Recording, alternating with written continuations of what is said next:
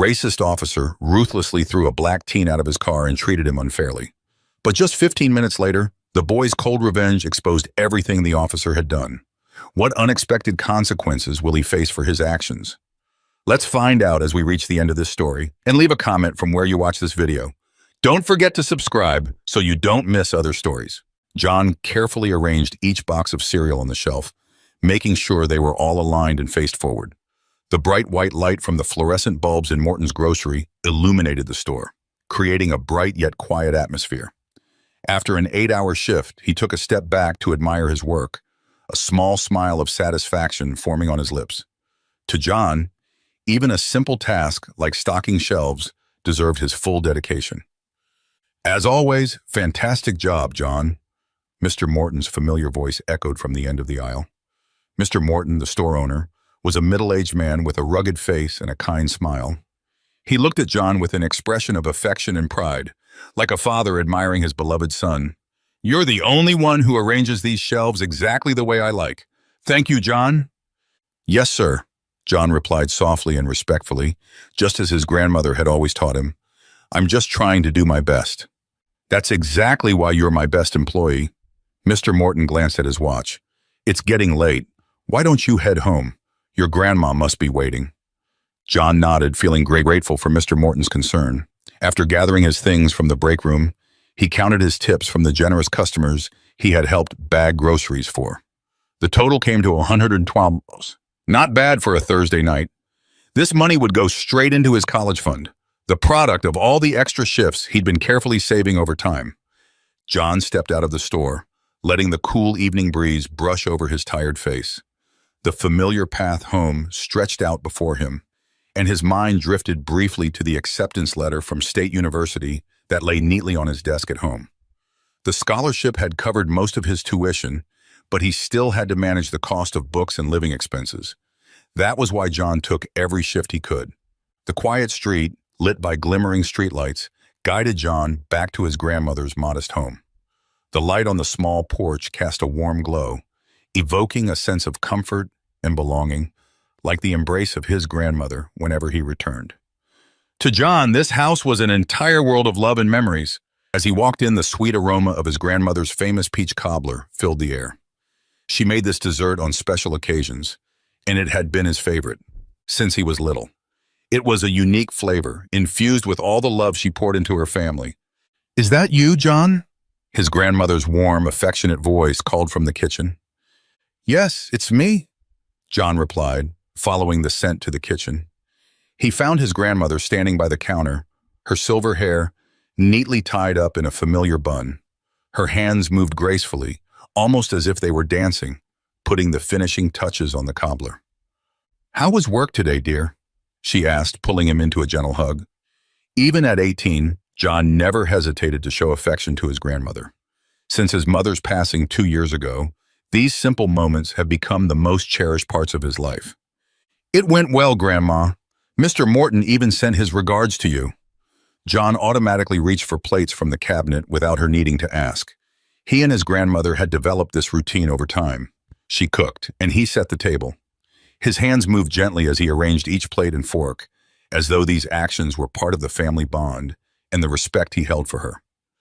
"Do you know why I made peach cobbler tonight?"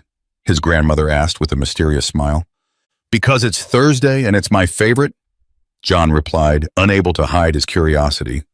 "That's right, but there's another reason," she said, her eyes twinkling with joy. "I wanted to celebrate your acceptance to State University and honor all your hard work over the years. You've done so well, and I'm very proud of you." John felt his heart swell, warmth and happiness filling him. He saw his grandmother standing there, the woman who had devoted her life to raising and guiding him. "I've just been doing what Mom and you taught me," John said, his voice quivering with emotion. "I've always tried my best to make you both proud." She smiled, placing a gentle hand on his shoulder. "Your mother would be very proud of you, John. She always believed you'd accomplish great things." John was speechless for a moment as her words sank in. He glanced at the picture of his mother on the wall, her smile seeming to look down at him, encouraging and giving him strength. This wasn't just a family meal. It was a moment of recognition, a testament to the love and support his grandmother had given him. As the two sat down to eat, John felt incredibly fortunate. He had a job he enjoyed, a wonderful grandmother, and dreams worth striving for. It was everything he needed right now: a home, a family, and faith in the future. After a warm dinner with his grandmother, John decided to head home early to prepare for his morning shift.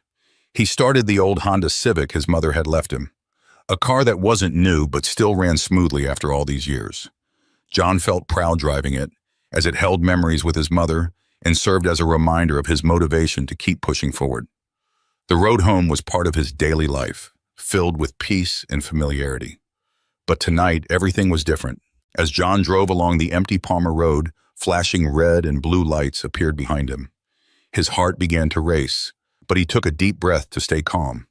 He remembered his mother's advice on handling police encounters. Pull over immediately, turn off the engine, and keep his hands on the steering wheel where they could be seen. John did exactly that and waited silently. The heavy footsteps of Officer Robert echoed in the quiet night as a blinding flashlight shone directly through John's window. "License and registration," Robert said loudly, his tone cold and authoritarian. John didn't hear any explanation as to why he'd been stopped. "Yes, sir," John replied, keeping his tone polite but feeling anxious. He slowly reached into his coat pocket for his wallet and handed over his license. "May I ask, what did I do wrong, sir?" Robert's face hardened, his eyes flashing with anger. "You just ran the stop sign back there. Don't pretend you didn't know, kid." John knew he had stopped at the sign, but he also understood that arguing wouldn't help. He kept his voice steady, trying to stay composed. "I apologize if there was any misunderstanding, sir. I always try to follow traffic rules." "Good. Step out of the car," Robert commanded, his voice loud and domineering. The air around John grew colder, and his hands began to shake as he unbuckled his seatbelt and slowly exited the car. His mind was a whirlwind of fear and frustration, battling the feeling of unfairness. He knew this situation wasn't right, yet he forced himself to suppress his anger to avoid making things worse. "Spread your legs and put your hands on the hood," Robert shouted, startling John. He obeyed without resisting, his face flushed with embarrassment as passing cars slowed to witness his humiliation. The curious stares from strangers made John feel both ashamed and alone. The darkness closed in around him, but he could feel the scrutiny of each passerby. Officer Robert began searching him roughly, patting down each pocket, which left John feeling uncomfortable and humiliated. Then Robert opened John's car door and began rummaging through every compartment without asking for permission. John stood still, hands on the hood, his heart pounding in his chest. He recalled his mother's advice: stay calm and don't resist. But at this moment, his anger surged. John wanted to ask why he was being treated this way, but he knew that with someone like Robert, any explanation might only make things worse. After a while, Robert stood up, looking at John with a disappointed expression. "There's nothing here," he muttered, as if he'd been hoping to find a reason to accuse John but had come up empty. "I'll let you go this time, but remember, I'll be watching you." "Please return my keys, sir," John said, his gaze fixed on Robert as he noticed the keys still in the officer's hand. Robert smirked, tossing the keys into the grass by the roadside. Without another word, he turned and walked back to his patrol car, leaving John standing alone in the dark. John stood motionless for a few moments, his heart pounding, a mix of humiliation, anger, and helplessness swirling in his mind. The patrol car's lights faded as Robert drove off, leaving John standing by the deserted roadside. The dim streetlights flickered weakly, casting a cold and lonely atmosphere. Biting his lip, John bent down to search for his keys in the grass, but inside, he felt more hurt than when he had been frisked. Why did he have to endure this injustice? He thought about his mother and her advice to remain calm and composed, yet he couldn't help feeling a deep bitterness. The night seemed colder than ever, and he realized he was standing in the middle of the road, alone and humiliated, with no one to help. Just then, a car pulled up beside him. Behind the wheel was Maria Harris, a close family friend, on her way home after a weekly gathering with friends. Seeing John's lonely, dejected figure on the side of the road, she opened her door and called out, "John, what are you doing here at this hour?" John looked up, his shoulders straightening at the sound of the familiar voice. "Aunt Maria," his voice trembled, filled with a sense of both hurt and vulnerability. From John's eyes, Maria could see the anguish of a young man who had just tried to do the right thing, but had been treated unfairly. He tried to hold back his emotions, but his words caught in his throat, his gaze downcast, and his lips pressed tightly to avoid breaking down. "Get in and tell me what happened," Maria said, her voice calm and comforting, her eyes flashing with determination. As soon as John got into the car, she placed a hand on his shoulder, a gentle touch meant to convey warmth and safety. John took a deep breath, trying to regain his composure, but as he recounted the incident, his voice wavered. "Just now, that officer stopped me for no reason. He even threw my car keys away." He looked down, feeling helpless and wounded, as though all his efforts to be a good person had gone unrecognized. Inside Maria, anger slowly began to build as she listened to every detail John recounted. Each word he spoke stoked a fire of determination within her. She clenched her teeth, her face no longer warm but steely, her eyes shining with resolve and anger. She couldn't believe that a young man who had done nothing wrong was being subjected to such unfair treatment. "No, this can't end like this," she said firmly, her voice resolute. "Leave it to me. We're going to get to the bottom of this. They will have to answer for what they've done to you."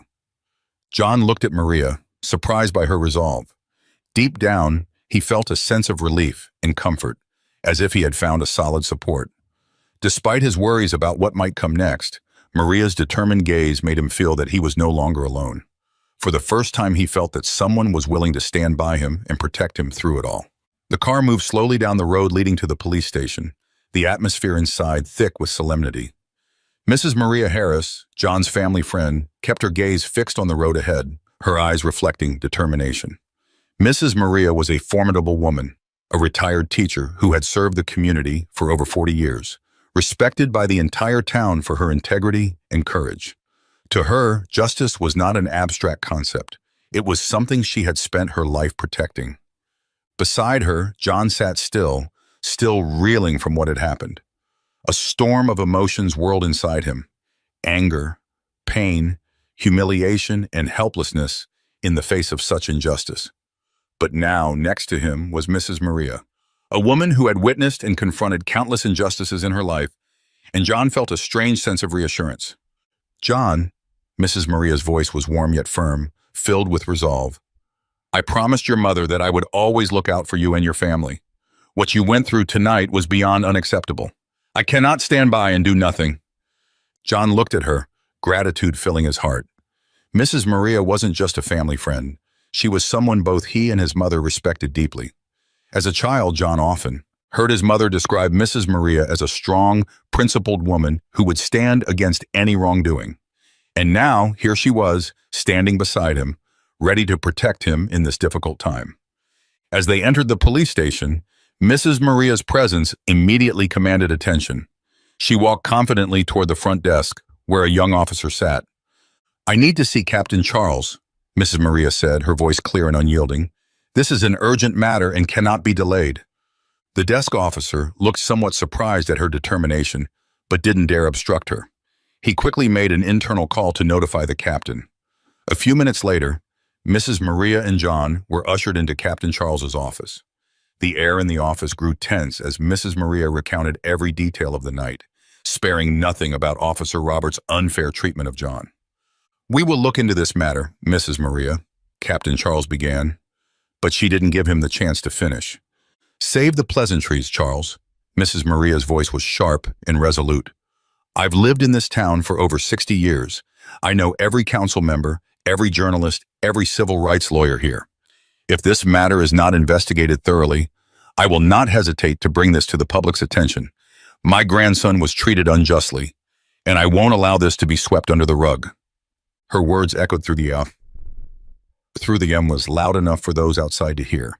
Several other officers paused to listen, and the atmosphere grew even heavier. Phones around the station began to buzz as her story quickly spread through texts and social media. Mrs. Maria stood unwavering, prepared to use her influence to defend John. "I want to see the body camera, footage from Robert, and all evidence related to this incident," she continued, her eyes flashing. "And I demand an official investigation be launched immediately. I'll be following every step of this case." Captain Charles remained silent for a moment, clearly recognizing the strength in Mrs. Maria's gaze. "Of course, Mrs. Maria," he responded, his tone solemn. "We'll open an investigation tonight and provide all the information you requested." As they left the station, Ms. Maria didn't stop there. That night, she called friends, former colleagues, and influential members of the community. "Martha, you wouldn't believe what happened to John tonight," she said over the phone. "That boy was mistreated by an officer for no justifiable reason. We can't let this continue. I need everyone at the town council meeting next Tuesday at 7 in the evening." Her firm voice and passionate commitment inspired those she contacted. She wasn't just defending John, she was sending a powerful message about justice and communal responsibility. The people she reached out to started sharing the story, and soon the whole town knew what had happened to John. John sat at the kitchen table, watching Mrs. Maria as she spoke on the phone, feeling deeply moved. He realized that she wasn't only fighting for him, but also for others who might face similar injustices in the future. Although he knew the coming days would be challenging, he felt more determined than ever. Mrs. Maria's support was not just emotional encouragement, it was a powerful motivation, helping him understand that standing up for what was right was everyone's responsibility. "Mrs. Maria," John murmured as she finished her final call of the night, "I don't know how to thank you. If it weren't for you, I wouldn't have had the courage to do anything." "John," she smiled, placing a gentle hand on his shoulder, "I'm not doing this just for you. This matter is bigger than both of us. I've seen too much injustice in my life, and I won't allow it to continue in the town I call home. Remember, you're not alone in this." John felt a newfound strength radiate from Ms. Maria. Looking at her determined and resolute face, he understood that this fight wasn't his alone. He was no longer alone. He had a community, and people like Mrs. Maria willing to stand up for truth and justice. In the days following that night, John's story spread beyond his personal experience, becoming a tale that resonated throughout the entire town.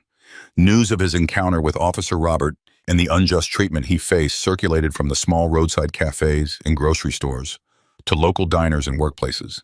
It seemed as though there wasn't a person in town who hadn't heard about the young man who had been stopped and mistreated by a police officer without any clear reason. What started as a single incident quickly grew into a widespread topic of discussion within the community. John's closest friends were the first to rally behind him. Sarah, a classmate from history class, had always known John to be kind-hearted, hardworking, and genuinely good-natured. As soon as she heard the news, she organized a meeting with other classmates to brainstorm ways to support John. "We can't let John face this alone," Sarah declared, her eyes shining with determination. "He's never hurt anyone and is always there to help those around him. Now it's our turn to stand up for him." Sarah didn't stop at just words. She started gathering signatures from students across the school, even planning to host a discussion with teachers to bring John's story into the spotlight. Other students joined in, sharing John's story on social media and calling for justice on his behalf. Meanwhile, John's grandmother and Mrs. Maria tirelessly garnered support from their neighbors. With her deep knowledge of the community, Mrs. Maria knew exactly who would be willing to help and who could spread the story further. She called longtime acquaintances, from former teachers and students to local activists. John's grandmother shared his story at church, asking the pastor to mention it in his sermon, to awaken the community's sense of justice and compassion. However, not everyone sided with John. The town began to divide as some conservative residents, especially those who had known Robert for years, argued that John must have done something to provoke the situation. "I think that boy must have shown some disrespect or acted suspiciously to get the police's attention," an older man remarked at the local cafe. People like him weren't easily swayed, firmly believing that law enforcement always acted correctly and that there was no reason to doubt them. These differing opinions created a complex and unpredictable atmosphere in town. For every supporter, John encountered someone who doubted him, even slandered him. A few neighbors started distancing themselves from his family, while others sent anonymous threats through letters and phone calls. Each night, his grandmother had to endure frightening calls with hateful remarks, urging her family to stop stirring up trouble. During this stressful time, John received an unexpected message from a stranger. "John, I'm Danny, a young officer in town. I've heard about what happened to you, and I don't agree with how Robert handled the situation," the message read. Danny shared that he had witnessed Robert's abuse of power on multiple occasions, not only with John, but also with other residents. If you need any information about Robert's misconduct, I'd be willing to help, as long as you promise to keep fighting for justice. Danny's message was a bright glimmer of hope for John. He hadn't expected anyone in law enforcement to take his side, much less discreetly offer crucial information. In a private conversation later, Danny disclosed that he had often seen Robert overstep his authority, particularly targeting those who couldn't fight back. "He always thinks he's untouchable," Danny said, "but I know he doesn't deserve to wear that uniform." In the days that followed, the evidence Danny provided gave John and Mrs. Maria a renewed sense of confidence that they could bring the truth to light. Danny became an essential source of information, offering records of past incidents of abuse that had gone unchecked, along with details of Robert's history of excessive behavior. Each piece of evidence was another puzzle piece in the larger picture, a testament to the truth about Robert that John needed to keep fighting. The town residents also began to voice their support for John more openly. Mr. Thompson, the owner of a hardware store where John frequently stopped by to help, didn't hesitate to show his support publicly. "John is a kind, gentle young man. I've seen him helping his grandmother and supporting others without ever expecting anything in return. We can't let someone like him be treated unjustly." Mr. Thompson's words quickly spread, and others who knew John started speaking out as well. Even in church on Sunday, the pastor delivered a sermon on justice, speaking about the duty to stand against injustice. Under Mrs. Maria's leadership, members of the community began to have more open discussions about John's case, raising questions about the police's duty to protect citizens and the importance of holding those in power accountable. Yet, as the wave of support for John grew, so did the challenges. His home was littered with anonymous threats. A few neighbors stopped speaking to his family, and his grandmother noticed more people casting judgmental glances her way. Sometimes, she saw people whispering as she passed, with a few even avoiding eye contact altogether. Amid the growing tension, Mrs. Maria remained steadfast in encouraging John and his family. She visited their home often, sharing her concerns with John's grandmother, and helping John prepare for the upcoming town council meeting. "John, don't let these threats shake your resolve," she said with conviction. "History has shown us that fighting for justice is never easy, but as long as we remain steadfast, righteousness will prevail." Mrs. Maria's words weren't just a comfort. They were a spark that fueled John's inner strength. He realized that this fight was no longer just about him. It was about his entire community and those who stood on the side of truth. With each passing day, John felt stronger, more determined, and ready to face the town council with all the evidence he and Mrs. Maria had gathered. More and more townspeople began to show their support for him openly, and even some who had previously been skeptical began to change their stance, seeing John's unwavering determination and Mrs. Maria's courage. Now the town wasn't just talking about John's story, but also admiring the resilience of a community willing to stand to protect justice. With support from close friends and the community, John knew he wasn't alone in this fight. He also understood that, though the road ahead would be challenging, with faith and unity, they would achieve the justice he deserved. The decision to open an official investigation into Robert's conduct marked a pivotal moment, not only for John, but also for the entire community. Captain Charles knew that without fair handling, this case could spark widespread outrage, potentially shaking the public's trust in law enforcement. This was no longer just about an individual's actions. It had become a matter of the system's integrity. As the investigation began, the internal team thoroughly examined all the evidence related to the incident.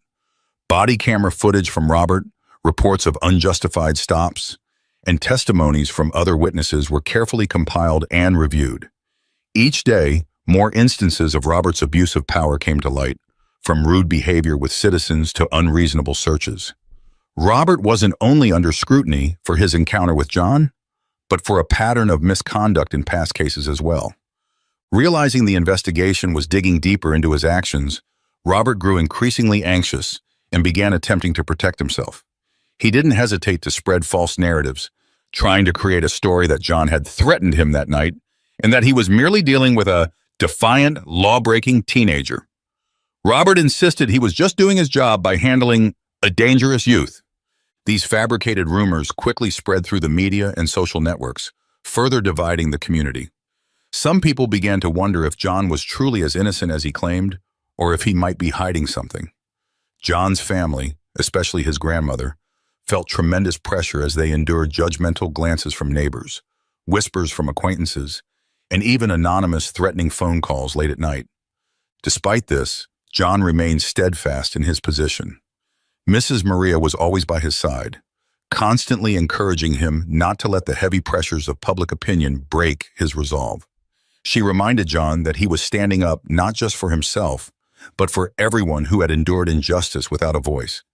"You must remember," she said, her eyes gleaming with determination, "we're not fighting to satisfy our sense of justice. This is a mission to change something bigger for our entire community." Mrs. Maria's words gave John renewed strength. He no longer felt as alone as before. Some people in the community began openly supporting him as well. His friends at school organized meetings to rally support from classmates, creating a hashtag movement, #JusticeForJohn, on social media. Posts supporting him spread rapidly, calling for transparency and justice. Students, teachers, and townspeople shared his story, generating a wave of unprecedented support. Some younger officers within the force who disagreed with Robert's actions quietly sided with John. Danny, a young principled officer, secretly reached out to John and provided additional information about Robert's past misconduct. Danny explained that Robert had often abused his position, particularly targeting those unable to fight back.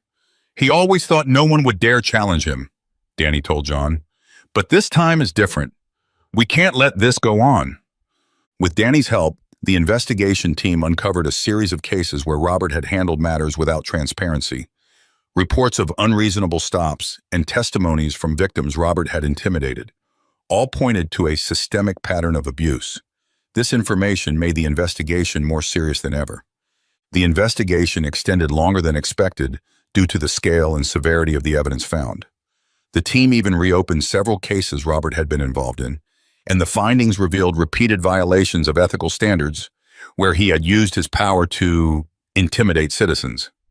Captain Charles felt a heavy burden as he reviewed the reports, knowing he couldn't allow an officer like Robert to continue in the force. Robert wasn't willing to accept his fate without a fight. He continued meeting with certain friends in law enforcement, attempting to portray himself as a defender of justice, claiming he had been attacked and misunderstood. Media coverage grew increasingly complicated as every outlet tried to maximize the story, further confusing public opinion. But despite Robert's efforts, the truth ultimately prevailed. With all the evidence gathered, Captain Charles knew he could no longer delay. He decided to hold a public press conference in front of the police station. That evening, as the sun set, the dimming light didn't lessen the tense atmosphere around the police station. A large crowd of townspeople had gathered outside, their faces filled with anticipation and solemnity.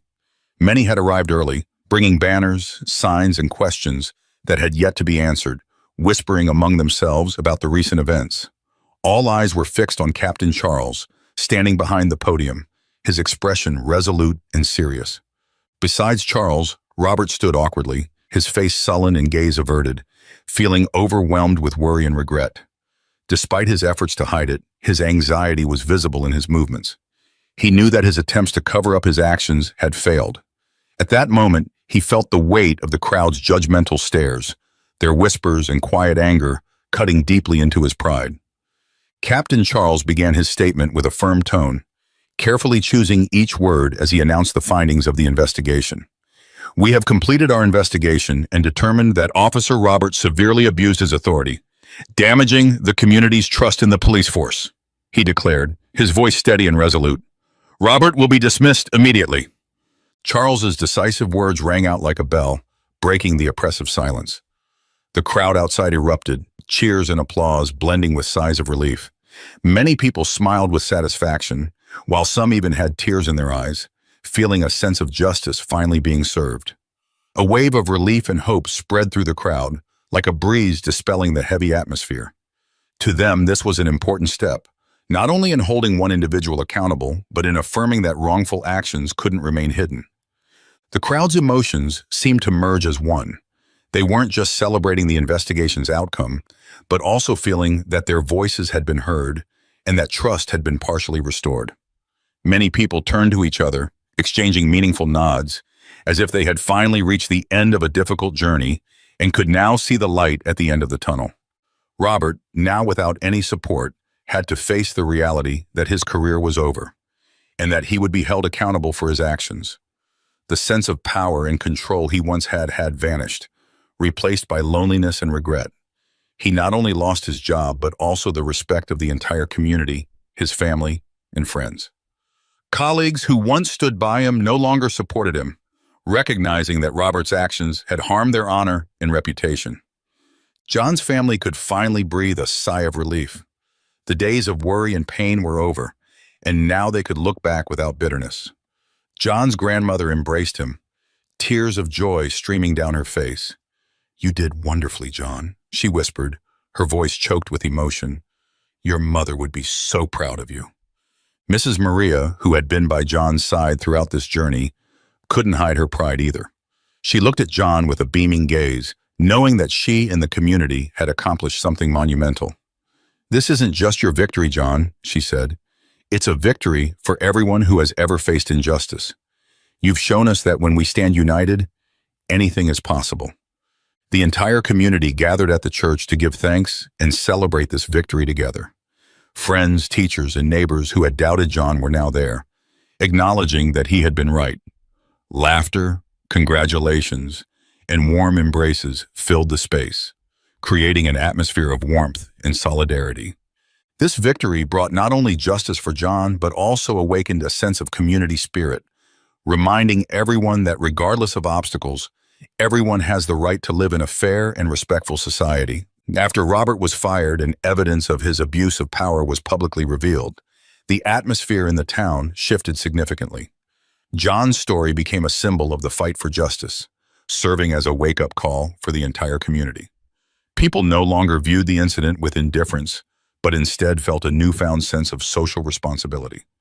The town organized a large community meeting at the church on a Saturday evening, where everyone could come together to reflect and discuss what had happened and how to build a stronger, fairer community. The church was packed, filled with families, young people, and elders alike, all eager to hear from John, who had bravely faced injustice. When John stepped up to the podium, the church fell silent. Dressed in a simple shirt, his eyes shone with both determination and gratitude for the support he had received. He began his speech by recounting his experience. But this time, he didn't just speak about the pain and fear. He spoke about the greatest lesson he had learned from it all, the power of unity and love within a community. "At first, when I faced this injustice, I felt completely alone," John said, his voice trembling with emotion. "But then, one by one, you all stood by me, even those who had never met me before. This unity gave me strength. You showed me that justice is not something distant. It's something we achieve when we refuse to stay silent, when we stand up and act for what is right." He paused, looking out at the crowd. His gaze met the warm, sympathetic eyes of those around him. Some nodded quietly, while others wiped away tears, moved by his words. "But I also understand," John continued, his voice growing stronger, "that justice and fairness don't come from just a few brave people. It comes from an entire community, from every individual willing to speak up, willing to question when something doesn't seem right. I hope that from today forward, we will always support each other, never allowing anyone to face injustice in silence." John's words ignited a deep sense of inspiration within everyone. His speech ended with enthusiastic applause and heartfelt encouragement from all around the room. But then, unexpectedly, an elderly woman stood up from the back of the church and walked toward the podium. It was Mrs. Harris, a woman who rarely appeared in public, but was always concerned about the well-being of the town. With a trembling yet courageous voice, Mrs. Harris shared her own experiences with Robert. She recounted an incident where Robert had stopped her, without reason, and used his power to intimidate and threaten her. Her story further illuminated Robert's true nature, a man who had abused his authority multiple times, unchecked by those around him. "I used to be afraid," Mrs. Harris admitted, her voice soft but firm. "I was afraid that if I spoke up, no one would believe me, and I'd only face more trouble. But now, thanks to John, I see that silence only allows injustice to persist. Today, I'm standing here to speak the truth, not just for myself, but for everyone who has ever been treated unfairly." Mrs. Harris's words resonated throughout the church, and everyone listened intently, deeply moved. Some even shed tears, not only out of admiration for her courage, but also out of regret for not supporting John from the beginning. Her unexpected appearance and words made those who had doubted John realize that his story wasn't just an isolated incident. It was a symbol of something much larger, the need for fairness and the responsibility of each individual in the community. The community meeting ended in an atmosphere of joy and unity. Everyone vowed never to let anyone face injustice alone again. Action plans emerged, regular meetings to discuss social issues in the town, conversations in schools to educate the youth on their rights and responsibilities, and legal support groups for those in need. The spirit of solidarity and justice soon spread to neighboring areas. Activists from other towns came to learn how John's community had overcome adversity. Local leaders also began considering measures to improve internal oversight within the police force, ensuring that no official could abuse their authority unchecked. For John, he became a role model for many young people in town. His classmates at school also began to stand up for justice and fairness. A group of students, including Sarah and John's friends, formed a club to promote the spirit of justice and offer support to students in need. They organized workshops on human rights, discussed ways to respond to injustice, and encouraged young people not to hesitate to speak up. This event sparked a new spirit throughout the town. Relationships grew stronger, and mutual care became an essential part of daily life. People met regularly, shared, and discussed not only personal struggles, but also ways to build a better community. Even those who had previously been indifferent were moved to action, realizing that justice and safety could only be maintained when everyone had a voice. A few months after the incident, the town held a large celebration at the Central Park to honor John and all those who had come together to fight for justice. The event included Police Captain Charles, teachers, town council members, and nearly everyone from the community. Amid an atmosphere of joy and unity, people shared a renewed belief that this was not just the end of a single incident, but the beginning of a new era where everyone was ready to stand up and support one another. In a deep and sincere voice, Captain Charles addressed the crowd. Thanks to the courage of John and all of you, we have learned a valuable lesson about justice and responsibility. We will continue to make improvements, ensuring that every member of this community is protected and respected. As the celebration drew to a close, John looked around, his heart filled with joy and pride. He knew that this event was not only a recognition of his journey, but also an acknowledgement of everyone who had joined in this shared struggle. He felt grateful for people like his grandmother, Mrs. Maria, and the entire community who had never stopped supporting him. As the sun set, people lingered, exchanging hugs, congratulations, and even promises. They knew they had changed, and from now on they would work together to build a fairer and kinder town. For John, this journey had taught him the value of unity and the power of courage.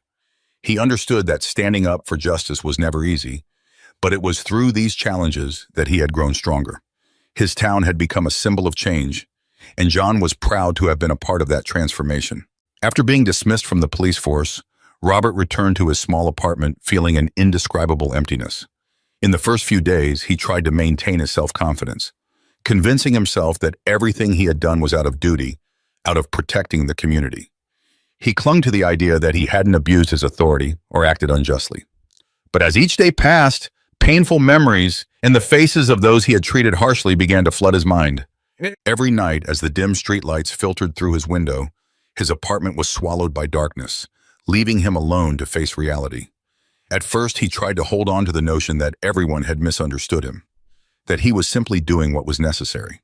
Yet the more he thought, the more he felt loss and helplessness, and he slowly began to face a bitter truth. It was all his fault. Sleepless nights became routine. Every time he tried to close his eyes, vivid memories replayed before him as if they were happening all over again. He could see John's face from that night, his look of surprise but not fear as he was pulled over on the empty road. John had remained calm, patiently responding to each question without anger. It was that calmness, that steady gaze, that haunted Robert, making him feel like a coward helpless before his arrogance. He recalled other faces too, from a young black boy he had intimidated on the street simply for looking suspicious, to an elderly woman he had forced to empty her purse just for passing by. They hadn't resisted, hadn't protested, only looked at him with fear and resignation. And now, in his dreams, those same fearful eyes haunted him, waking him up drenched in sweat, his heart racing with guilt and fear. In the days that followed, Robert tried everything to avoid facing the truth. He barely left his apartment, sitting silently by the window for hours, watching the people pass by without anyone even noticing him. He realized he had become isolated, no longer with colleagues, no longer with friends, and even his family had turned away. Those who once admired him for his badge, his authority, and his imposing presence now looked upon him only with scorn and cold indifference. Each day, the emptiness inside him grew. He began to reflect on the nature of power and responsibility that he once held. He remembered the early years of his career when he was filled with a desire to protect the community. Back then, he had promised himself he would be a fair, honorable officer, committed to serving everyone. But slowly, his power and pride had changed him. Instead of helping, he used his authority to intimidate, threaten, and instill fear. One afternoon, Robert sat in front of the mirror, staring at himself. The man in the reflection, with a hollow face, tired eyes, and deep shadows, was no longer the man he once took pride in. He had lost himself, becoming someone else, a cowardly, weak person, weighed down by guilt. He could no longer see the honorable officer he had once dreamed of becoming. Late one night, as the streetlights cast faint streaks through his window, Robert decided to open the old case files he had worked on. Each line was like a knife to his heart, reminding him of the mistakes he had made. Each incident was clear as day. Times when he stopped citizens merely for feeling uneasy, instances when he used a threatening tone to make them submit. He had abused his power not to protect the community, but to satisfy his ego and arrogance. These memories gradually dissolved every justification he had once clung to. He could no longer deceive himself. More and more, he felt the cruelty and malice of his actions. Each time he thought of John, the brave young man who dared to stand up to him, who faced down an unjust system, he felt smaller and more contemptible. John had fought not only for himself, but for everyone who had been oppressed by people like Robert. One night in the stillness, Robert sat down to write a letter to John. The words didn't come easily, as he knew his apology might never ease the pain he had caused. In the letter, he confessed his wrongdoings, admitted his abuse of power, and acknowledged the betrayal he had inflicted on the community's trust. He wrote of the sleepless nights, of the haunting memories that kept him locked in a prison of guilt. "John, I don't expect your forgiveness," he wrote, "but I want you to know that I was wrong. I lost my sense of integrity and forgot the duty of a police officer. You showed me what real courage is and what true strength is. I understand that I'll have to live with these mistakes. And that's fair. You deserve respect and admiration from all of us." After finishing the letter, Robert felt a small sense of relief. Though he knew his apology might not undo the harm he had caused, at least he had faced the truth and taken responsibility. He understood that he might never regain the respect or love of those he once knew, but he hoped that by admitting his mistakes and striving to make amends, he might find a semblance of peace. In the weeks that followed, Robert began attending counseling sessions and community meetings. Although many people still didn't accept his presence, Robert remained patient. He wanted to do something to atone, even if it was just a small gesture. Each time he listened to stories of others who had faced injustice, he felt a deeper understanding of the pain he had caused. One day, after many nights of contemplation, Robert decided to attend the town's annual community meeting. For him, this wasn't just an ordinary meeting, but an opportunity to face the people he had wronged and betrayed. He knew that appearing before the public could bring cold stares, perhaps even harsh words. But he understood that he couldn't hide forever. It was time to face both himself and the community. As he entered the hall, Robert immediately sensed the tense atmosphere and the cautious looks from those around him. People watched him with probing eyes. Some even whispered to each other, as if his presence was unwelcome. Their eyes were filled with anger, disappointment, and distrust. Robert noticed some people even turning away as he approached, signaling their cold rejection. He realized that, to them, he had become a symbol of betrayal. A police officer who had misused his power and shattered the trust they had once placed in him. His heart pounded, filled with anxiety, but he didn't let the feeling stop him. When the hall finally settled, he gathered his courage, standing up in the center, his voice deep and trembling but genuine. He knew his words might not be well received, but he needed to say them. "I want to apologize to all of you," Robert began, his eyes meeting each person's, hoping to convey his sincerity. "I know my past actions have hurt many and have eroded the trust you had in the police force. I abused my power, and I fully understand the gravity of that." He paused, taking a deep breath, trying to steady himself under the scrutinizing gazes. "I can't change what happened, can't undo the harm I caused, but I can change myself. I've made mistakes, and I will never make them again. I hope that one day, through my actions from now on, you might see that I truly want to make things right, to contribute positively to this community." The room fell silent as everyone weighed his apology. Some remained cold and unmoved, but others appeared thoughtful, as if considering whether he deserved a chance to make amends. The silence stretched on, making Robert nervous, but it also allowed him to feel the weight of his past actions. An elderly woman in the audience, Mrs. Maria, someone he had once treated dismissively, unexpectedly stood up. "Robert, I was very disappointed in you, but I also remember seeing you as a good person. I hope this apology isn't just empty words. If you truly want to atone, let your actions prove it over time." Robert bowed his head, his voice choked with emotion. "Thank you, Mrs. Maria. I know it will take a lot to prove myself. I just hope that, in time, you may see that I'm committed to making things right and will give me a chance to start over." The meeting continued with other topics, but Robert felt a newfound lightness in his heart. His words couldn't erase the past, but at least he had confronted both himself and the community. He knew regaining everyone's trust wouldn't be easy, but he was willing to take on the challenge. That night, as he returned to his empty apartment, Robert no longer felt the same emptiness. In the past, he had often felt haunted by solitude and guilt, but this time he felt a small sense of peace. Although he knew the road ahead was difficult, he knew he had taken the first steps toward redemption. Sitting alone in his quiet room, Robert looked into the mirror. He saw a tired but more determined person than ever. He understood that to earn true forgiveness, he needed to do more than just apologize. He would have to start with small actions, proving to himself and to the community that he could become a better person. Robert resolved to engage more in community activities, helping those in need, and mentoring young people searching for direction. He realized that helping others wasn't just a duty, but a way to find purpose in his own life. Every interaction with people at community events helped him understand his social responsibilities, the importance of making amends, and the necessity of rebuilding trust. As time passed, his small acts began to be noticed. The once skeptical glances turned into hints of understanding. Although he knew many might never forgive him, he remained undeterred. He had found the right path, and he was determined to keep moving forward, hoping that one day he might be welcomed back as part of the community, not as a disgraced police officer, but as a man who had learned his lesson and was dedicated to righting his wrongs. After the events had passed, John's story became a powerful symbol in his small town and spread to neighboring communities. It wasn't just a personal story of the injustice he endured. It awakened a collective consciousness about justice, courage, and unity. John's journey demonstrated the power of standing up for what is right, and more than anything, represented the positive transformation of an entire community. What John experienced changed his life, but more importantly, it changed the lives of those around him. People looked to his story as a valuable lesson. John wasn't just a young man who had overcome hardship.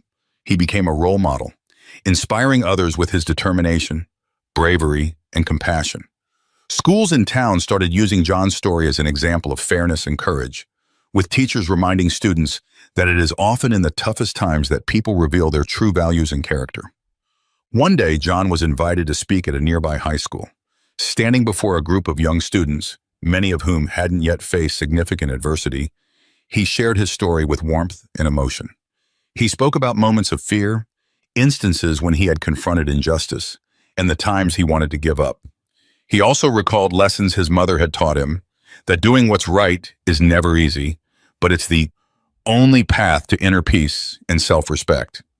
"My mom always said," John told the attentive students, "doing the right thing isn't the easiest choice, But once we know what's right, we have to be brave enough to stand up, not just for ourselves, but for everyone around us and our community. John's words resonated in the quiet room. The students' eyes were filled with admiration. They understood that trials and challenges are opportunities to build courage and perseverance. Some students even took notes, knowing that this wasn't just John's story, but a lesson they could carry with them throughout life. The community's transformation also became evident. Conversations at the local cafes and town meetings began to shift away from mundane topics, focusing instead on how to build a fairer community. From young families to elderly residents who had lived there for decades, everyone became more aware of their role in upholding and protecting justice. Following Robert's actions, Captain Charles implemented major reforms within the police force. He organized new training sessions emphasizing fairness, ethics, and the duty to serve the community responsibly. Regular town meetings were held to allow residents to share their perspectives and suggestions for how the police could better serve the public. This was not just an effort to restore trust, but also a chance for the authorities to listen and understand the community's needs. John also became actively involved in community activities. He joined a youth mentoring group where he shared his experiences, encouraging young people to speak up and stand strong against adversity. John was no longer just a symbol of justice, but had become a friend, an older brother, and a role model for the younger generation. Thanks to John's influence, many young people began participating in social initiatives, helping those in need, and even organizing fundraisers for families facing hardships. One evening, at a large community gathering, John stood up to address everyone. Looking around, he saw familiar faces, people who had stood by him throughout his journey. Speaking from the heart, John shared, "My story isn't just about me, it's about all of us, about unity, love, and courage. Without each of you, I wouldn't have made it through. You gave me strength, and you showed me that justice isn't just a dream, but something we can build together." When he finished, the room erupted in applause. People were not only clapping for John, but for the entire community and the positive changes they had collectively created. In the crowd, Mrs. Maria stood in the back, watching John with pride. She remembered the first day she took him to the police station when he was a young man filled with worry and uncertainty. Now she saw a mature, strong, and passionate young man. John was not only the grandson she cherished, but a true inspiration, someone who had made her and the whole community proud. As time went on, John's story continued to spread, not only within the town, but throughout the region.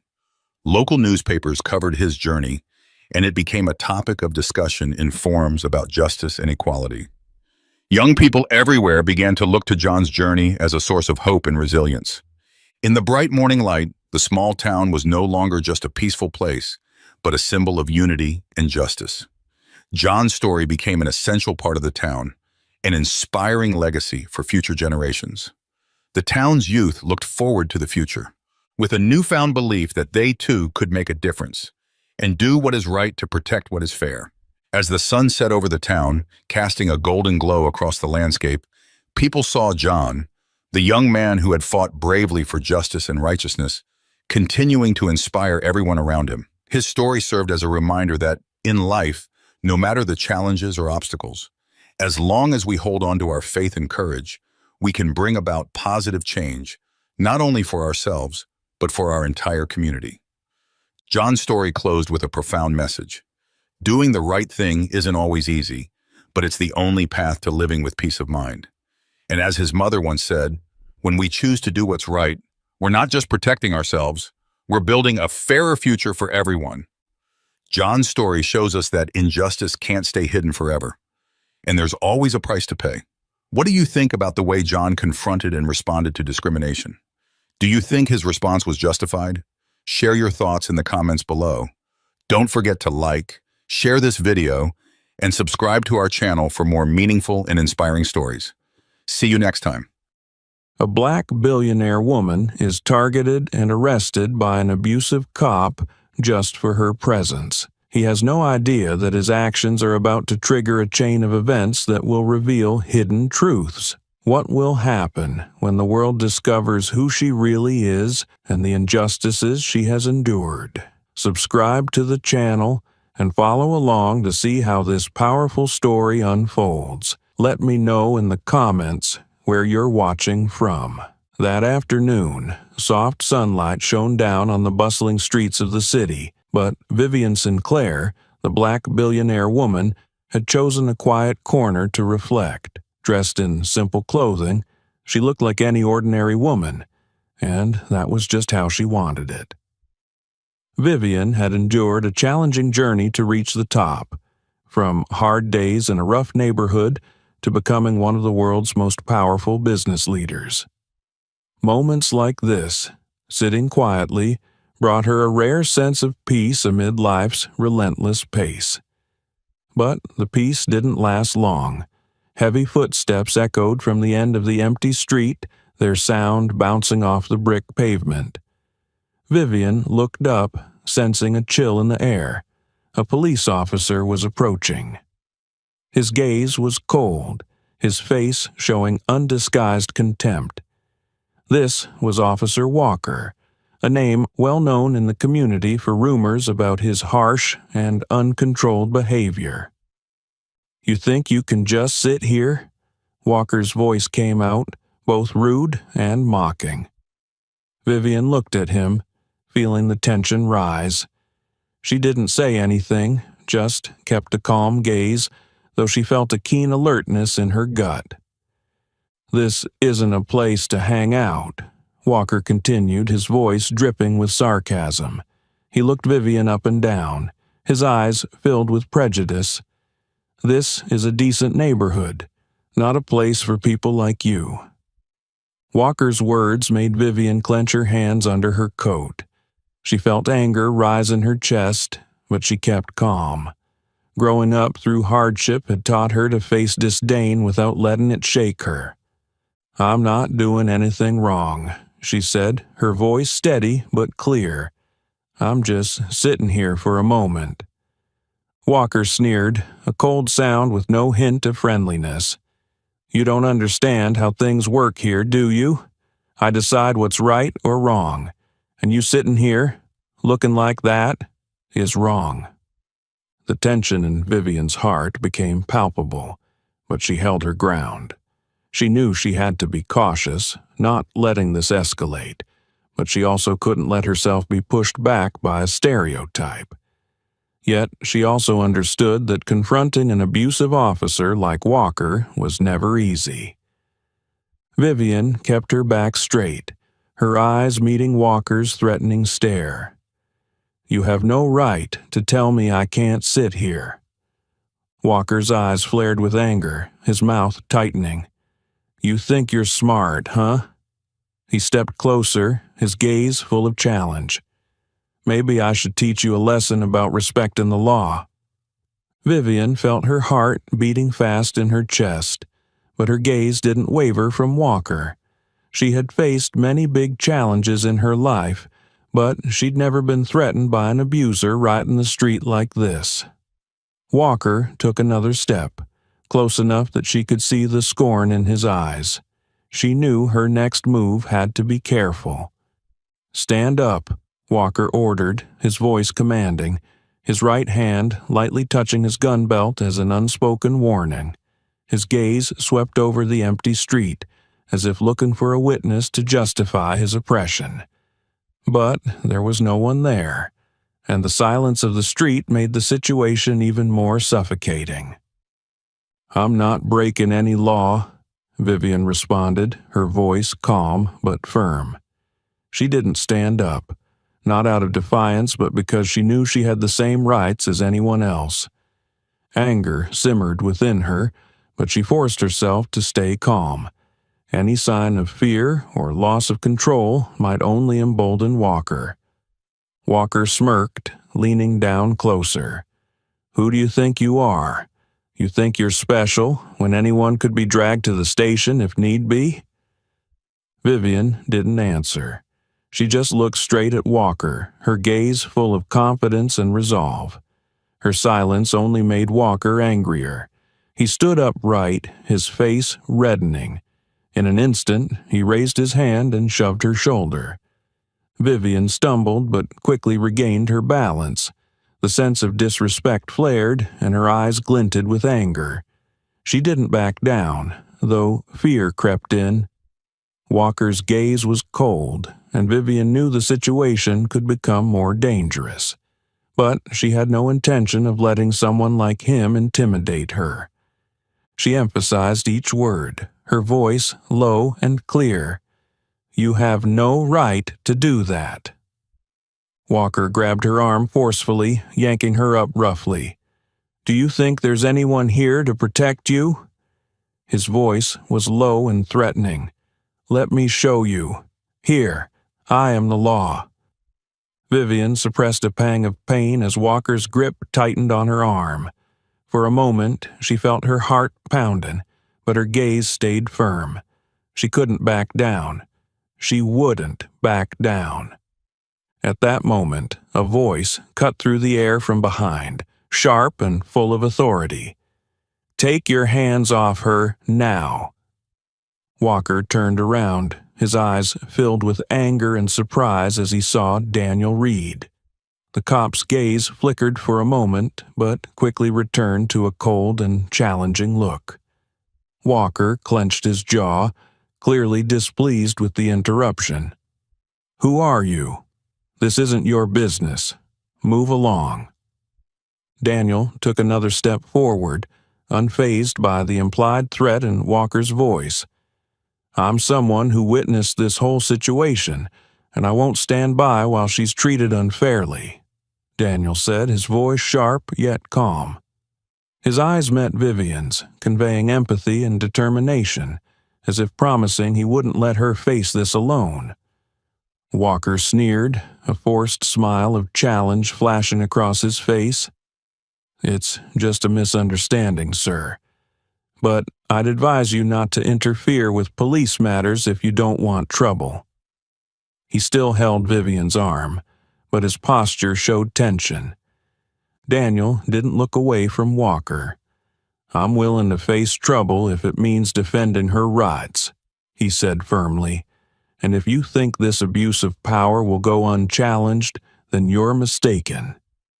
Vivian felt the pressure of Walker's hand loosen slightly, but the tension hadn't lifted. Her gaze shifted from Walker to Daniel, a feeling of gratitude mixed with relief filling her heart. For the first time in this entire encounter, she no longer felt alone. "I'll remember this," Walker said through gritted teeth, his eyes flashing with restrained anger. He let go of Vivian and backed off, still shooting her a warning look. "But don't think this is over. You should be careful. Not everyone will be here to protect you." Daniel stood protectively in front of Vivian, a stance of unmistakable defense. "We'll see who needs to be careful, Officer Walker." In the silent moments that followed, Walker retreated, taking heavy steps back to his patrol car, giving a final cold look before leaving. Vivian exhaled slowly, feeling the tension release. She turned to Daniel, her eyes grateful but still calm. "Thank you, Daniel," she said softly but sincerely. Daniel nodded, his gaze softening but still resolute. "I couldn't just watch that happen, Vivian. We need to make sure he's held accountable." Vivian stood silently for a moment, still feeling the tremors from the tension that had just passed. Daniel placed a hand on her shoulder as a reminder that she wasn't alone in this fight, but the relief was short-lived as another patrol car pulled up in front of them. The red and blue lights flashed, illuminating the stern faces of two officers stepping out. They approached with firm strides, their eyes showing no mercy. "We need you to come with us," one of the officers said, his voice steady but devoid of sympathy. Daniel opened his mouth to protest, but Vivian gently shook her head, her gaze unwaveringly determined. She knew she had to face this directly, and she needed to keep herself calm to prepare for what lay ahead. "Don't worry, Daniel," she said, trying to keep her voice steady. "I'll be fine." Daniel nodded, his eyes filled with a mixture of worry and determination. "I'll contact a lawyer right away. Don't let them do anything without a lawyer present, Vivian." She gave him a small smile, a reassuring but powerful one. "I know." Vivian got into the patrol car, feeling the cold metal seat through her clothes, a reminder of the harsh reality she was about to face. The streetlights flashing through the car windows reflected in her eyes, but there was no fear, only determination. She sat straight, looking out the window as the car rolled toward the police station. The familiar cityscape outside, its buildings and roads, suddenly felt foreign. When they arrived, the slam of the car door echoed in the heavy silence. Vivian was led into the station, the space inside cold and drab. The bright, fluorescent lights from the ceiling shone down, creating a harsh, stark feel. The sharp scent of disinfectant filled the air, making her wrinkle her nose.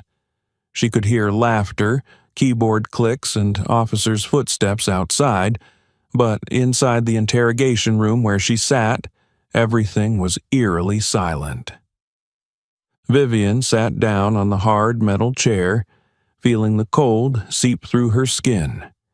She placed her hands lightly on the table, trembling slightly from the adrenaline still in her veins. She took a deep breath, trying to keep herself from slipping into anger or fear. She remembered the tough days of her youth when she overcame one obstacle after another to prove herself, not only to society but to herself. Those memories now served as a source of strength, helping her face the current situation with resolve. The door to the room opened suddenly, and Walker entered with a cold smile on his face. He stood for a moment before slowly stepping toward Vivian, his gaze full of challenge. "Do you think that having someone stand up for you changes anything?"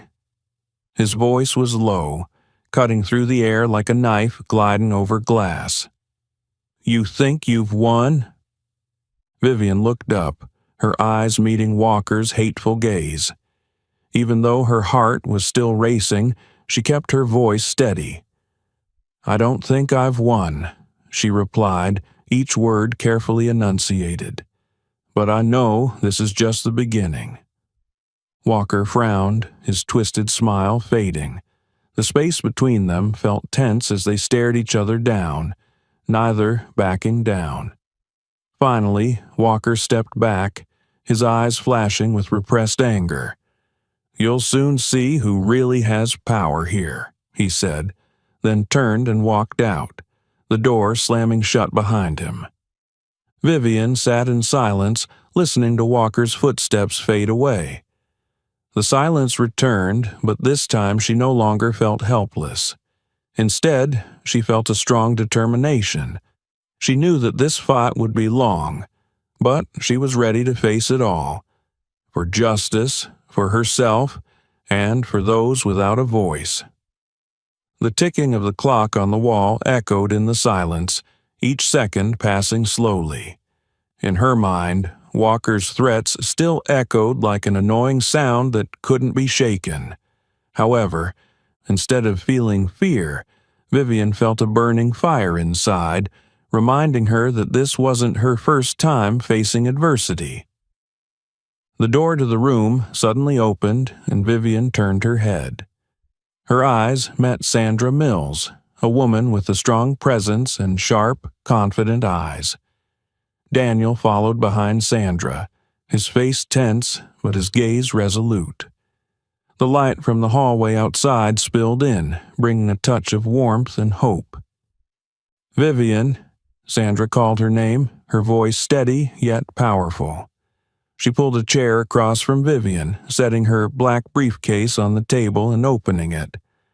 Daniel sat beside Vivian, his eyes filled with concern and conviction. "I spoke with Sandra on the way here," Daniel said, his voice low but protective. "She's one of the best lawyers I know. We're not letting this go easily." Sandra looked at Vivian, her sharp eyes meeting Vivian's with an unmistakable determination. We'll bring Walker and anyone involved to light. But first, I need to hear from you from start to finish, without leaving out any details." Vivian took a deep breath, suppressing the mixed emotions within her. She began recounting everything, from sitting on the shop steps, hearing the heavy footsteps, to how Walker approached her with arrogance and intimidation. Every word she spoke was filled with anger and the pain of being oppressed. Sandra listened intently, taking notes continuously, not missing a single detail. As Vivian described how Walker shoved her and brought her to the station under duress, Sandra's eyes grew sharper. Daniel, sitting quietly beside her, clenched his fists as he listened to every detail. He felt the injustice Vivian had endured, and it only strengthened his resolve to protect her. "Walker has a history of abuse of power," Sandra said, her voice growing tense after hearing Vivian's story. "I've heard about his behavior crossing the line, but no one ever seriously challenged him. But now, it's different." "What's our next move?" Vivian asked, her voice less tense but still tinged with fatigue. She felt her strength starting to return, little by little. Sandra closed her notebook, her gaze firm. "First, we'll file a lawsuit against Walker and the police chief, demanding a full investigation into his actions. I also want it stated in the case file that this isn't just individual misconduct, but a systemic issue that needs to be addressed." Daniel added, his eyes filled with resolve as he looked at Vivian. "They won't accept this easily, Vivian. They'll fight back, try to smear you and weaken the case." Vivian remained silent for a moment, then looked up, her gaze filled with strong resolve. "I've faced scorn and oppression my whole life, Daniel. They can try to bring me down, but I won't. Back down. This isn't just for me. It's for everyone who's ever been treated unfairly without a chance to speak out." Sandra gave a small, rare smile, full of encouragement. "Then let's start right now. I'll contact the press and make this case public. They'll know Walker messed with the wrong person this time." The room was silent again for a long moment, but it was no longer lonely and tense.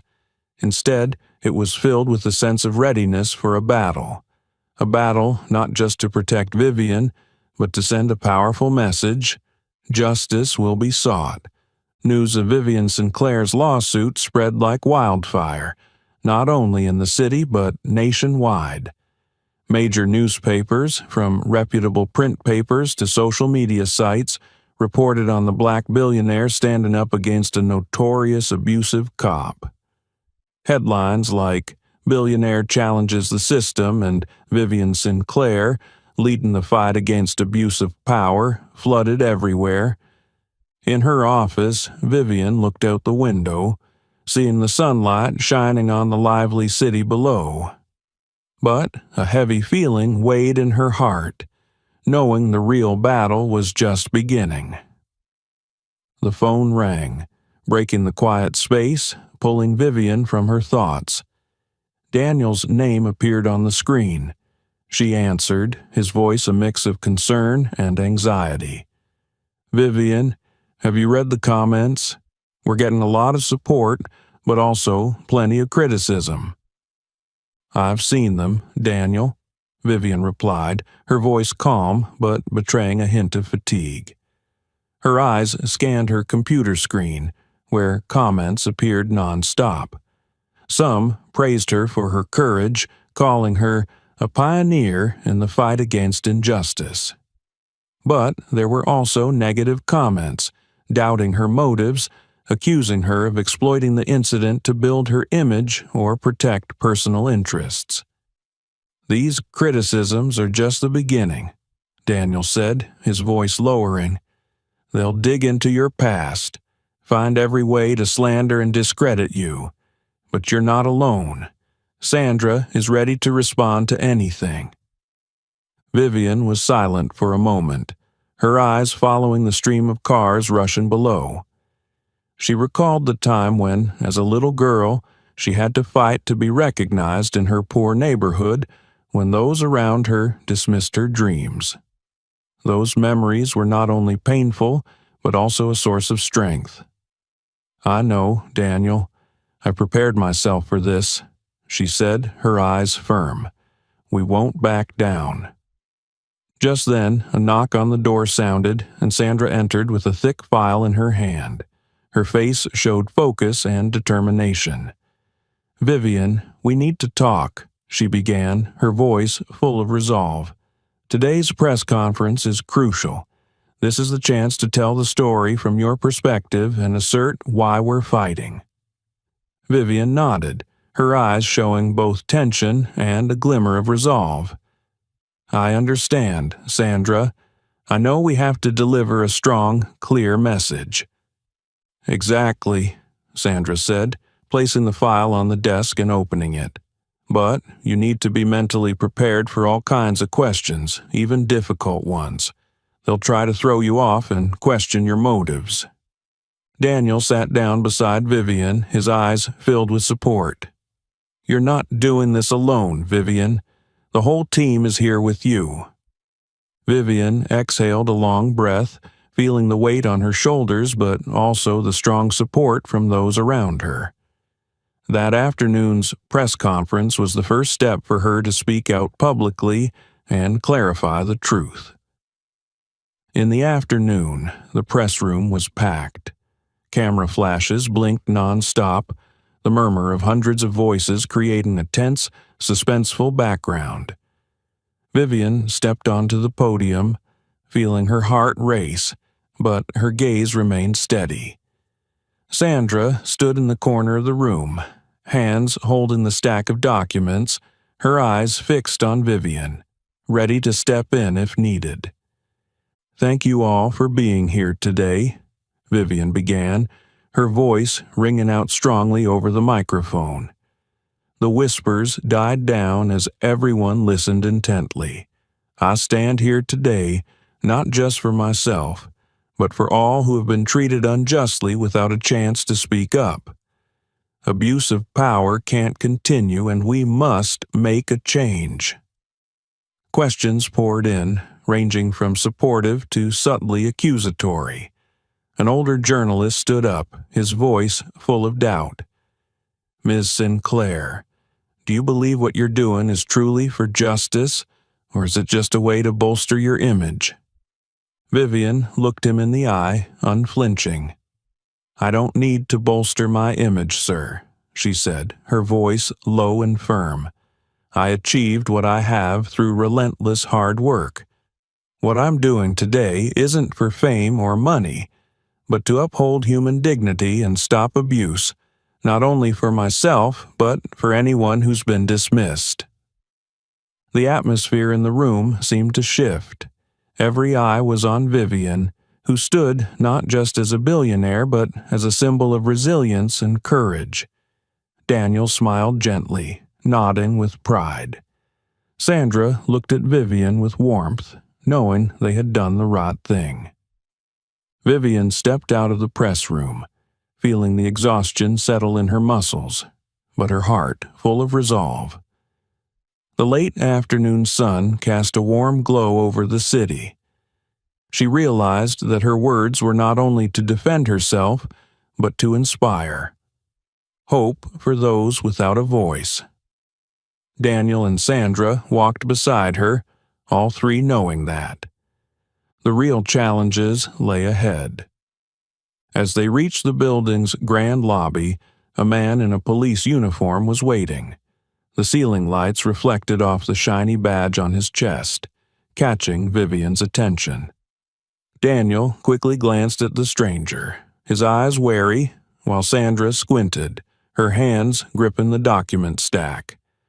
The officer approached slowly, his face showing a mix of tension and determination. "Excuse me, Ms. Sinclair," he said, his voice low but sure. "I'm Officer Grant. I'm here because I have something important to tell you." Vivian looked at him in surprise, a brief silence falling over them. Daniel inhaled deeply, his eyes scrutinizing Grant, trying to gauge his motives.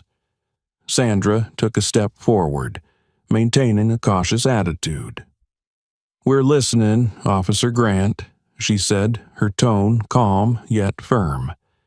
Grant swallowed as if gathering the courage for what he was about to say. "I've worked with Walker for years. I know exactly who he is and what he's done." He hesitated, then continued, his voice heavy.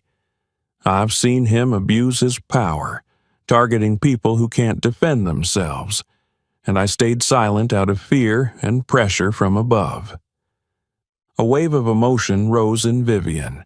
She knew that for a police officer to stand up against a colleague was incredibly rare and risky. "So, what changed?" she asked, her voice not hiding her emotion. Grant sighed, his eyes filled with regret. "When I saw you stand up and face that abuse, I realized that my silence was no longer acceptable. I couldn't keep turning a blind eye. What Walker did isn't just wrong. It destroys people's trust in people like us, those who are supposed to uphold justice."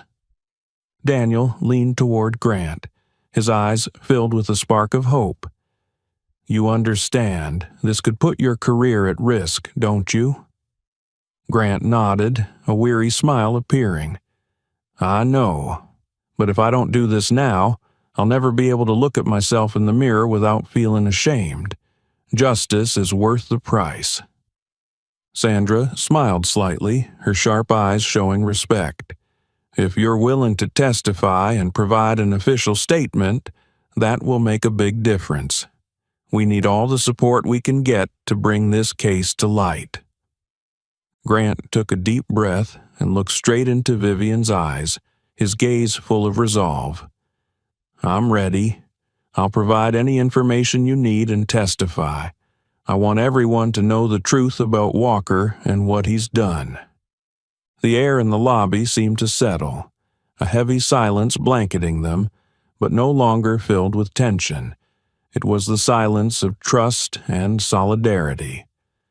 Vivian felt a wave of emotion. She wasn't just facing Walker and the system, but also gaining strength from those willing to stand up for what was right.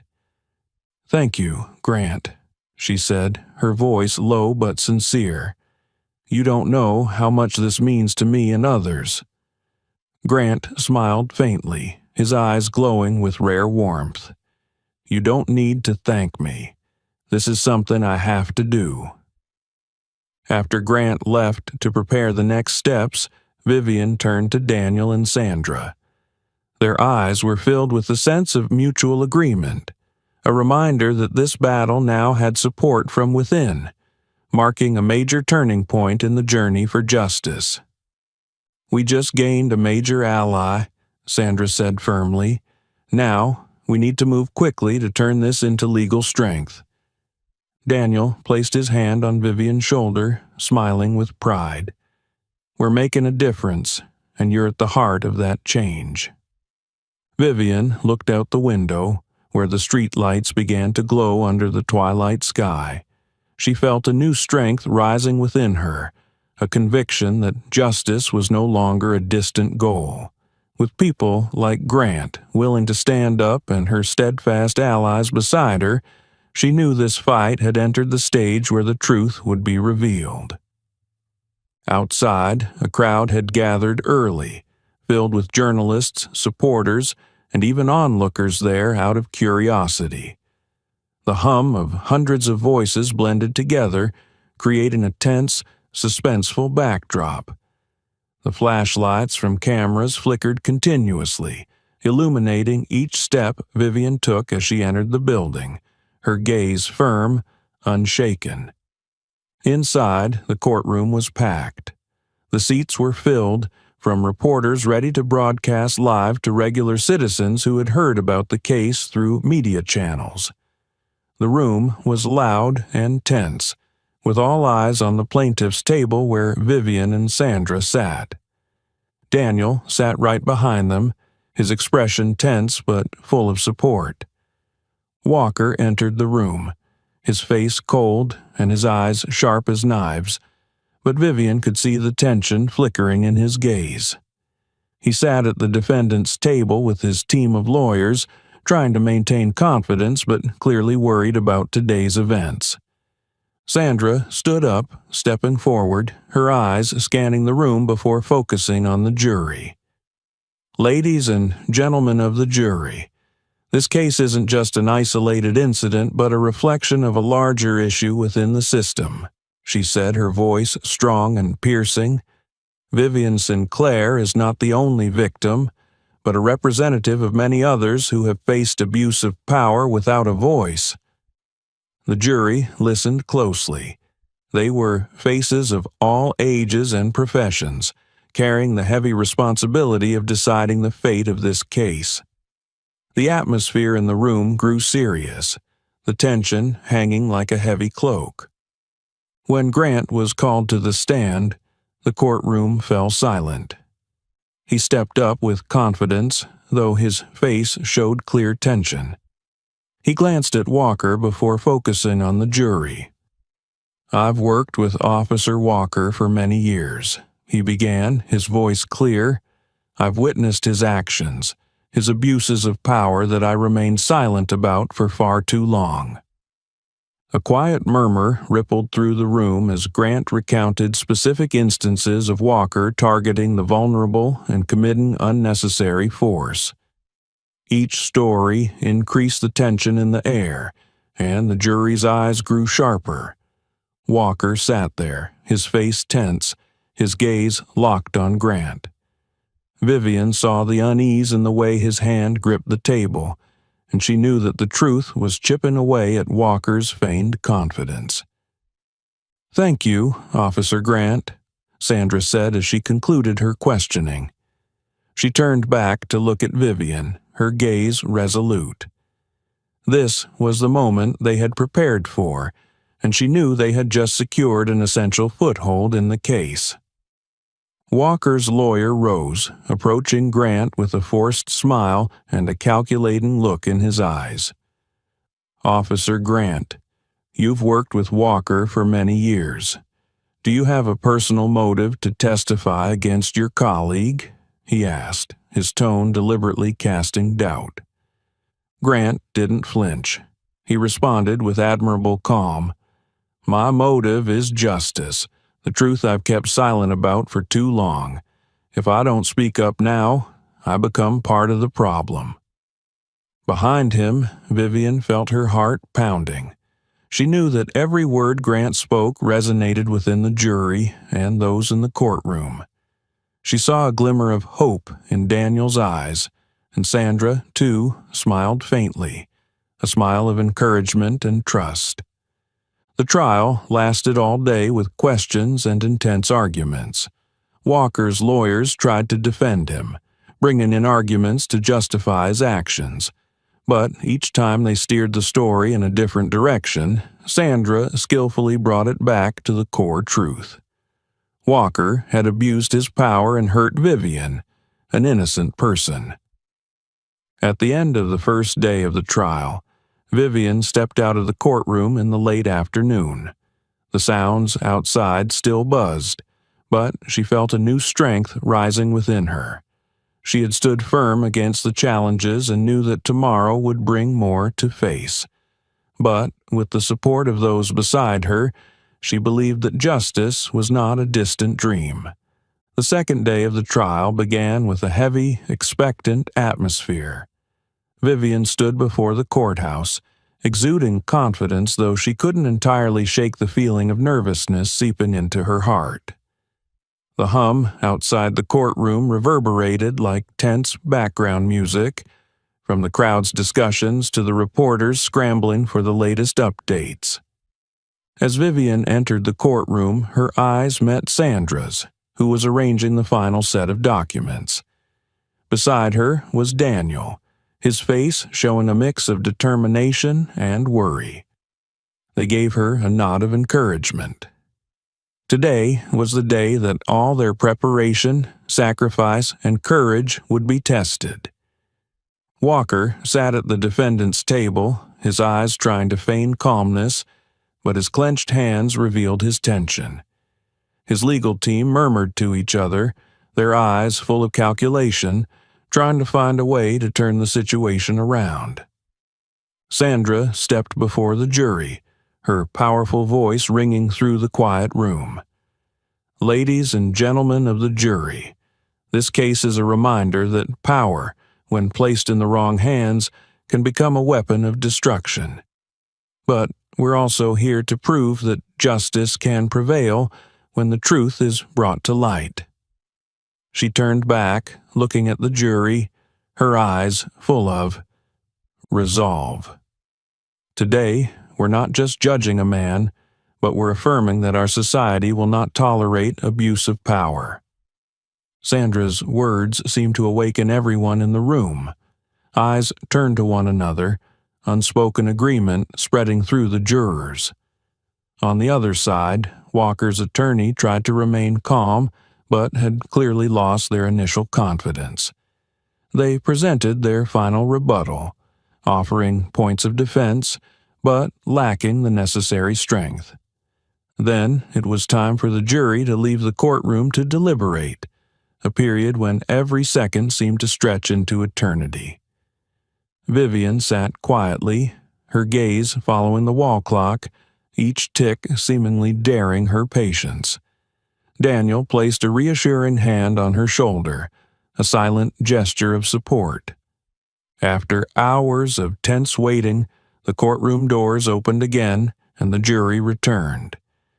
Every eye turned to the foreperson, who stood with a paper in hand. The room's atmosphere froze as everyone held their breath. We, the jury, find the defendant, Officer Bryce Walker, guilty on all counts. A wave of reactions rippled through the courtroom, from applause, sighs of relief to emotional murmurs. Walker sat motionless, his face pale, his eyes wide with disbelief. His legal team whispered among themselves, bracing for failure but unable to accept the truth. Vivian felt an immense weight lift, as if a boulder had been removed from her chest. She looked at Sandra, who wore a soft but satisfied smile. Daniel stood up, his eyes shimmering with pride and emotion as he gazed at her. Outside the courthouse, the crowd had been waiting. As Vivian stepped out, a cheer rose, applause resounding like waves. Supporters surrounded her, their gazes filled with admiration and emotion, seeing her as a symbol of resilience and justice. Flashbulbs blinked constantly, capturing a moment the entire city would remember. A young reporter, her voice shaking with emotion, stepped forward with a microphone. "Ms. Sinclair, is there anything you'd like to share with everyone?" Vivian paused, taking a deep breath. She looked at the crowd, her eyes shining with determination and gratitude. Today, we proved that justice isn't a privilege, but a right for everyone. This isn't just my victory, but a victory for everyone who's been overlooked, dismissed, and unheard.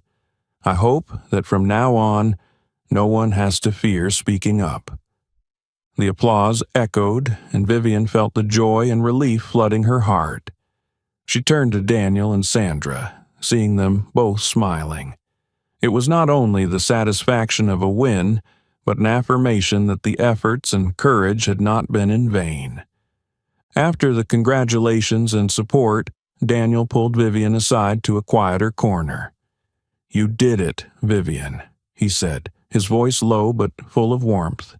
"You've changed more than you realize." Vivian smiled, her eyes reflecting hope. "We did it," she replied, her voice filled with gratitude and sincerity. "But this is just the beginning. We have a lot more to do to make sure justice is upheld." Sandra approached, her eyes brimming with pride. "We'll keep fighting.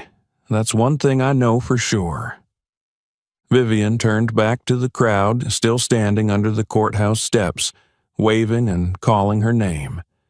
They were proof of change, of the power of courage and unyielding determination. She descended the steps, feeling the bright sunlight on her face, as if reminding her that justice, though difficult, could be achieved if one didn't give up. And, with steady steps, Vivian knew that a new journey had begun, one that she and her supporters would continue to write, full of resolve and justice. The conclusion of Vivian's story is a powerful testament to courage, perseverance, and the capacity for change when one confronts injustice. It reminds us that no matter how difficult, standing up for what's right is always worth it. Justice isn't easy, but with people like Vivian, Sandra, Daniel, and Grant willing to step up, it becomes tangible and achievable. The final message this story wants to convey is, none of us should remain silent in the face of injustice. Stand up, not only for yourself, but for everyone who can't raise their voice. Only when we come together, supporting each other, can society become fairer and better. If this story touched your heart, follow and subscribe to the channel so you won't miss more inspiring stories. We're committed to bringing you tales of courage, hope, and justice to inspire you every day. Click subscribe and help spread the good.